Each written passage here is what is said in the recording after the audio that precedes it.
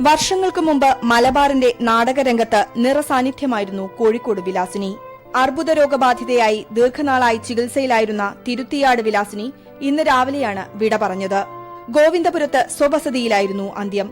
15-ാം വയസ്സിൽ KT-യുടെ കളിത്തോക്ക് എന്ന പ്രശസ്ത നാടകത്തിലൂടെ പുരുഷ കഥാപാത്രത്തെ അവതരിപ്പിച്ചുകൊണ്ട് അരങ്ങിലെത്തി.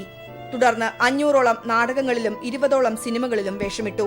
ഇത് ഭൂമിയാണ്, കാഫർ, ജാലിയൻ വാലാബാഗ്, കയ്യൂരിന്റെ മകൻ, നിങ്ങളെന്നെ കമ്മ്യൂണിസ്റ്റാക്കി തുടങ്ങിയ നാടകങ്ങളിൽ ശക്തമായ കഥാപാത്രങ്ങളെ അവതരിപ്പിച്ച് നാടകരംഗത്ത് അവിഭാജ്യമായി.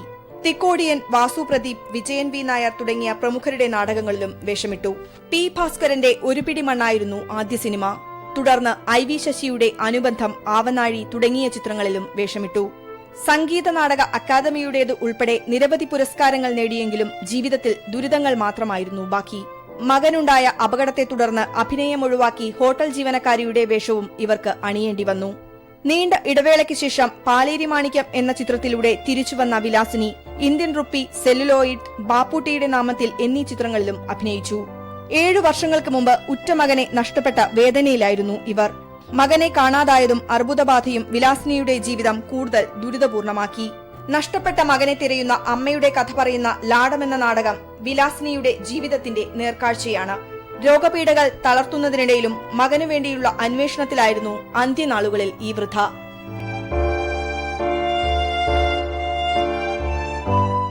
India vision, Kozhikode.